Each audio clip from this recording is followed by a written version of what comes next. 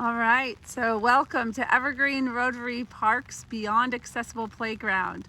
I want to give you a bit of a tour around quickly. So first off, we'll start with a sad but wonderful story, which is after Rebekah Uthoff and I built this playground with a whole host of others here in Bremerton. Just a few years later, in 2016, Rebekah suddenly passed away. And so after her passing, and I miss her every day, we dedicated the playground to her. And so as you come up to the playground, you see this memorial to my amazing friend who truly believed in the potential of everyone and worked hard to deliver that. So I'm really honored to show you today the playground that Rebekah helped bring into the world before her life was cut short. What you'll see here is 9,000 square feet of accessible play. This is probably the rare moment on a Sunday morning when it's not mobbed by children, because it's Sunday morning and it's raining pretty bad here in Bremerton. What you'll see is yellow, this sort of tangerine, orangey yellow color featured for all of the moving pieces in the playground. And that was really key to help children with visual acuity problems be able to see the things moving in space that might impact them. We've got the merry-go-round with its accessible entrances and ability to have those high seat backs. We've got the teeter-totter here, which allows for parallel play and lots of adventures. And also, a kid doesn't have to put their legs across anything, which is a big issue for kids with mobility challenges. We have the swings, the big kid swings, the accessible swings, the baby swings. And what you'll notice is these are facing each other. So again, there's parallel play, so people can watch, the kids can watch each other swing, and one even faces out into the bay there, which is lovely. We have these 3 spinner seats, and they're actually set pretty low. We accidentally set them lower than we meant to. I asked for 3 of them because I never wanted to have to wait to use one myself. So there's 3 instead of say 1 or 2, which is typical because that was one of my favorite things to put in the playground. There's the roller table, which was featured in this story in Everyone's a Change Agent. About this was the piece that Rebekah was willing to give up for Gabe if we didn't have enough money. And this is the piece that was funded with that $30,000 special grant at the end, more than 30,000, I think, special grant at the end of the project by the Kiwanis and their foundation that supports it. Over here, we've got the Cozy Dome, which we used to call the Joel Dome for my friend's son, Joel. It really helps kids on the spectrum who need a quiet place to get away, to have a place.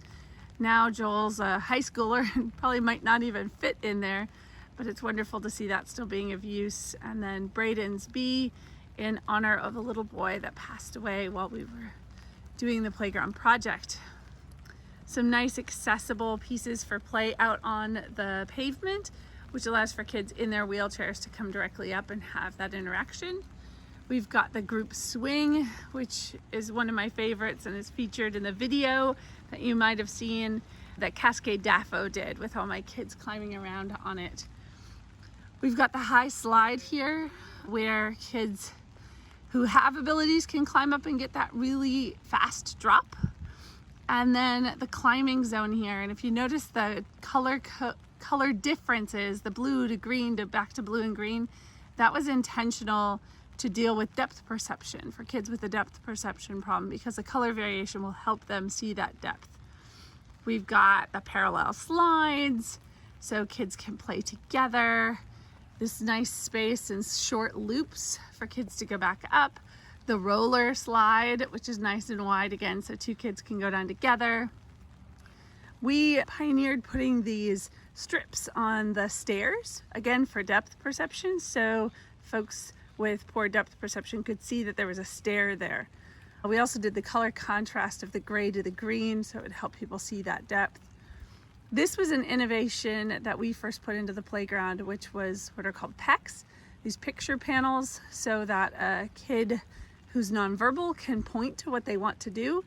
And the panel is actually different on this side on the bottom. It has different things that the kids can do from down here. Notice the double wide so kids in wheelchairs can get past each other. And then on here, these are things that they can do going up the ramps here. So let's go slide or climb or sit at the table. We can go up, having all of the fun of the different opportunities here. And then we've got the sway fun, which is great because you can actually roll the wheelchair onto here and hold on. And I don't know if you can see it in the video, but I'm swaying. We had one guy, an old Navy vet, who was in a wheelchair, say that he hadn't experienced that motion in years since he'd been in his wheelchair. And then you come up here, and another innovation that we did when we were first designing this is what we called a transfer bench here.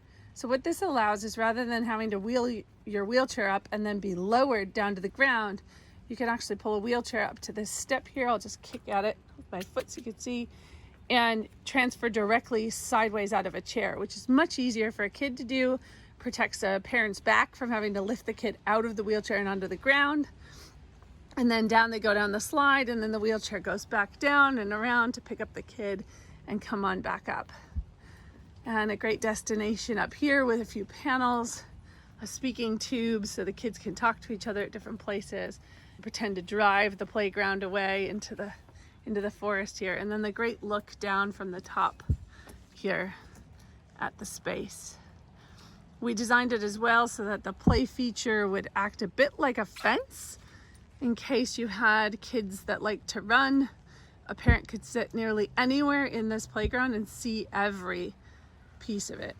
So a quick tour, I guess it's almost 7 minutes here, so a tour of the playground, but it's such a blessing to the community. It's 8 years old now, and they've done a few improvements, but it looks as beautiful as the day it opened. And I'm just so grateful you've come along with me on this tour. So if you were curious, what does that playground look like? Here's a sense of it. Bless you all. Keep being change agents. Thanks.